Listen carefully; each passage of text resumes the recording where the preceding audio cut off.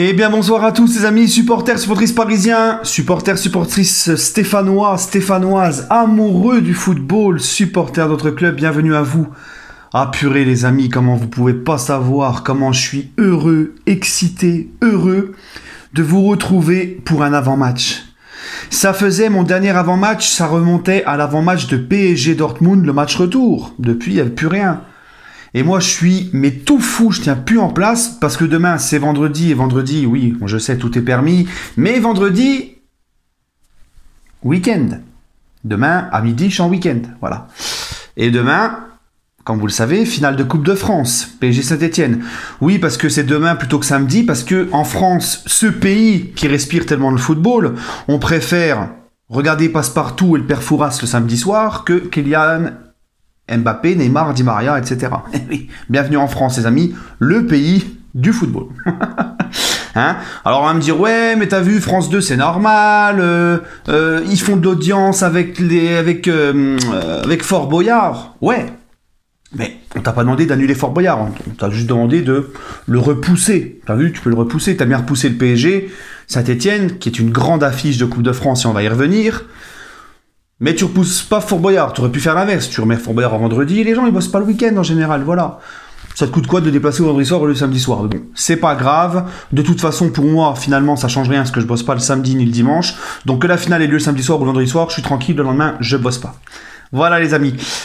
Franchement les gars, je suis triplement excité, je vais vous expliquer pourquoi. La première, parce que enfin, on va retrouver le Paris Saint-Germain en compétition officielle. D'accord? Après le dernier match d'une compétition officielle du Paris Saint-Germain, c'est ce fameux match PSG Dortmund. Donc ça fait depuis le mois de mars qu'on n'a pas vu nos Parisiens jouer un match à enjeu. Alors le Havre, le club de division 2 belge, je sais plus même plus comment ça s'appelle, Wardbrack ou je sais pas quoi, là, un truc bizarre. Plus le Celtic, bon, c'est bien mignon, c'est bien gentil. C'était des matchs amicaux, des matchs de préparation. Voilà, là demain on rentre dans le vif du sujet, finale de Coupe de France.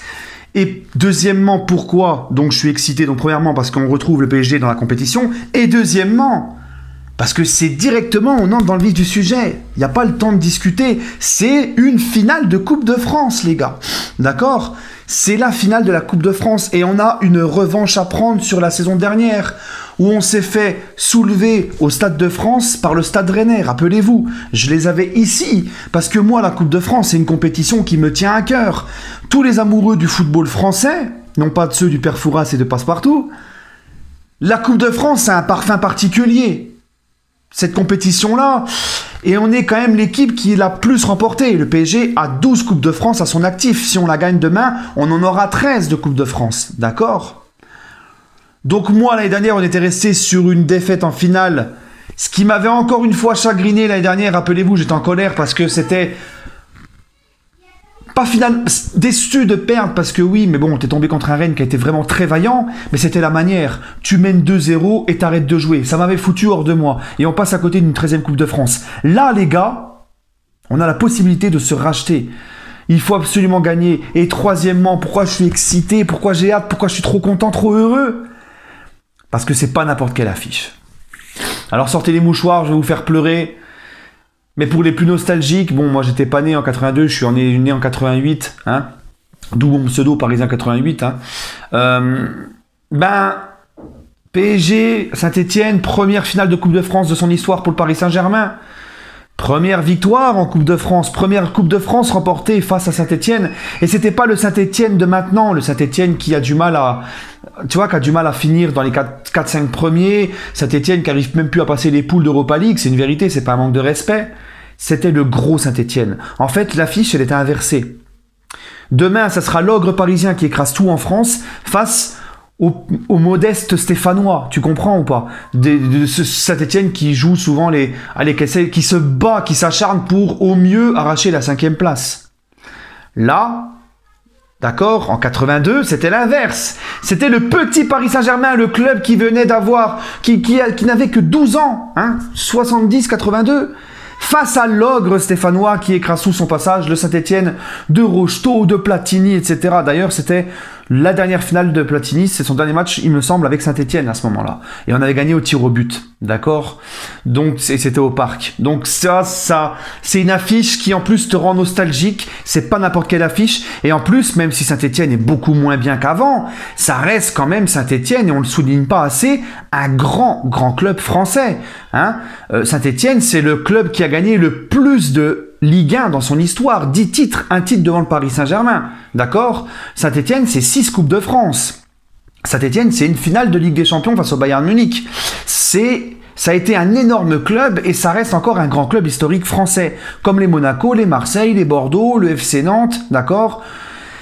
Et les gars, on va pas se mentir, ben, ça reste quand même une affiche. Ça reste quand même une affiche et je pense que les Stéphanois, en plus de ça, vont venir avec leurs ultras.